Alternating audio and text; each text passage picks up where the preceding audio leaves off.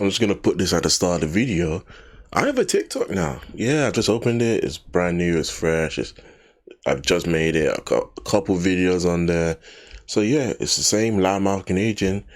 Go up there, follow, subscribe, comment, let me know. All right, let's get into the video.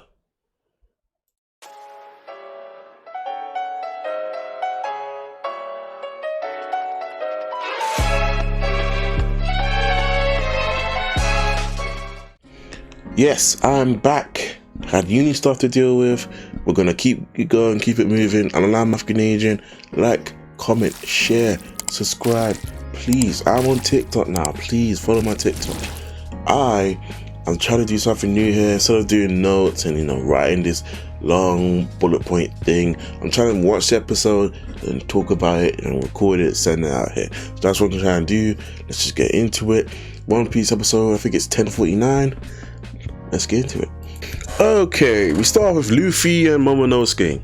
Momonosuke was matured by Shinobu and I forgot the name of the fruit. It's like the mature fruit, something like that. Mature fruit. That's stupid. Anyway, and so he's like a full-grown dragon right now. He looks exactly like Kaido's dragon, but just pink. And so his aim was to fly Luffy all the way to the top of Onigashima, where Kaido is fighting Yamato completely by himself. However, Momonosuke still has the mind of a child, and so he is still afraid of heights, and so he is too scared to go off and fly up. And this caused an argument between him and Luffy. They're just going backwards and forwards, Luffy's trying to get him up there, he's trying to drag him up, but Momonosuke is not having it.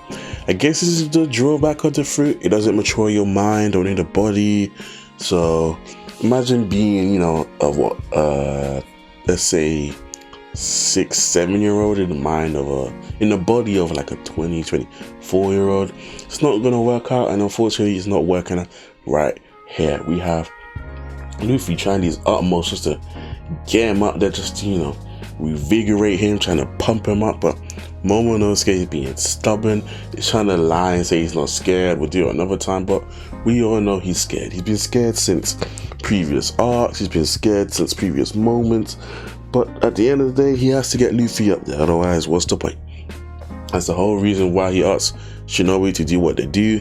And Shinobi and the crew are just watching on the side thinking, what are you doing? Come on now, this is ridiculous. But at the end of the day, it has to happen. He has to get Luffy back on the top. So we switch over now to Yamato. I'm always going to do that. Yamato and Kaido. They're fighting. Beautifully animated, exchanging blows, dual thunder baggeras, clashing. And Yamato actually makes Kaido bleed. Like a droplet falls from the top of his head. And Yamato uses a mirror world, which I guess reflects damage off of her. That's why she doesn't take too much damage here. And Kaido, he's sort of impressed, but at the same time he's like, look, come on now, this is pointless. And so the two, they clash again. She uses Hollow Glacier Clash, which is a jumping attack where she jumps and lands directly on his head. Kaido gets back up like it's nothing. Kaido does his trash talk. One thing I could like about Kaido, he always trash talk. This guy loves to trash talk. Loves it. It's his favorite thing to do. So he's just trash talking Yamato, saying, look, you are an ogre. You're my child. You came from me. You act like you are part of Wano, but you're not. Okay? You are my child. You got the horns. You got the appearance, the strength. You came from me. You're even using my weapon. So there's no point in fighting it off, putting it off, blah, blah, blah, blah, blah. Let's just stop, okay? But Yamato says, nope, I have to stop you. I have to help my friends. So the two clash. Yamato again gets a decisive hit. It looks like it knocks out Kaido for like 1 second, one second, but he regains his senses and now he's peed off. Now he's saying, look, you think you're doing this for your friends, for your people? These aren't your people. They don't care about you. They don't see you as an ally. You're the enemy.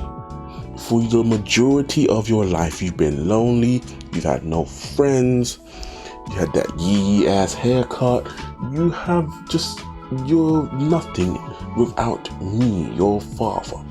You've had nothing for the majority of your life.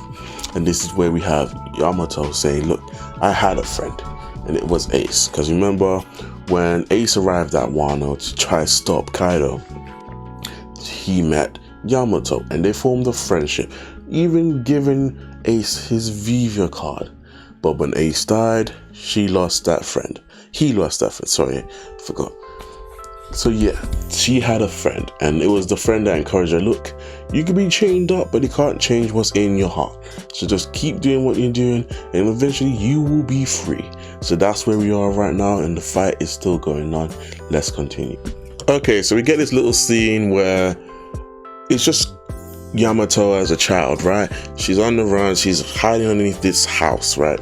She's in the cold, she's starving, there's no food, it's not looking too good.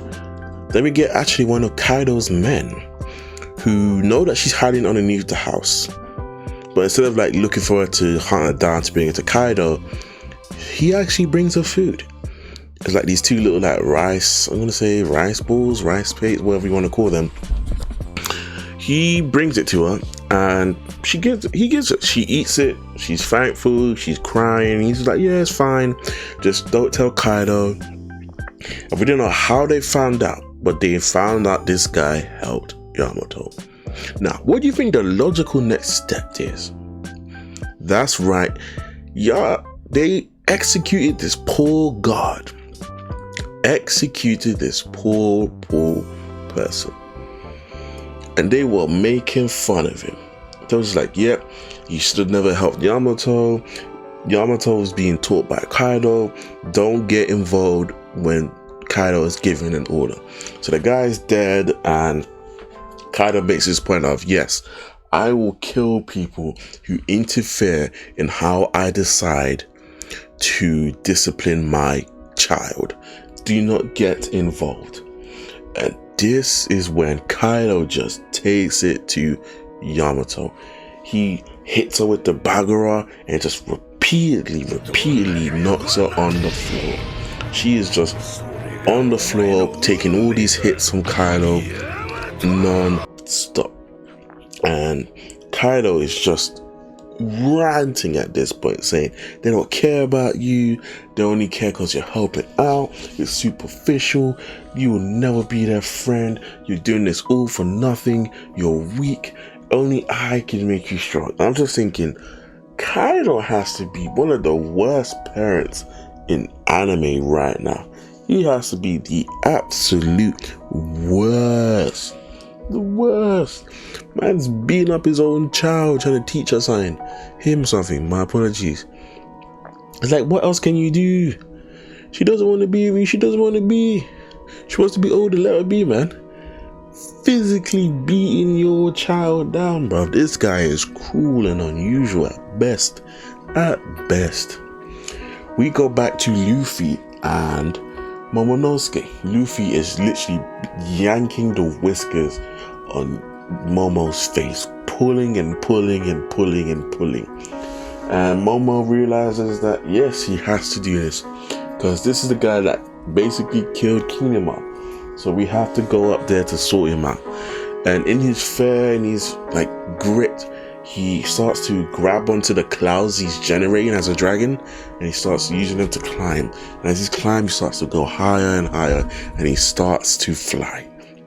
And so Luffy on top of Momonosuke start making their way to Onigashima, and they make it. They make it with a little, misdirection because Momo can't really see because his eyes are closed. So with a little direction, Luffy gets Momonosuke up there, and that's where they are right now, and let's just take it from there. Right, so this last little sequence of this episode, we have Luffy telling Momo, land, but Momo with his eyes closed takes an indirect route to land at the top. He does this by crashing nearly through every floor in the entire castle. Every floor. He starts from the bottom and that's where Sanji, Zoro, and Chopper see him. He works his way up to where Law and Trafalgar see him, and they just keep going. I mean, I get it, Momo. You're scared of heights, you're scared of flying, but open your eyes. You literally took this long ass route just to go through this floor to that floor to this floor to that floor, and at the last minute, then you decide to open your eyes to go to the top.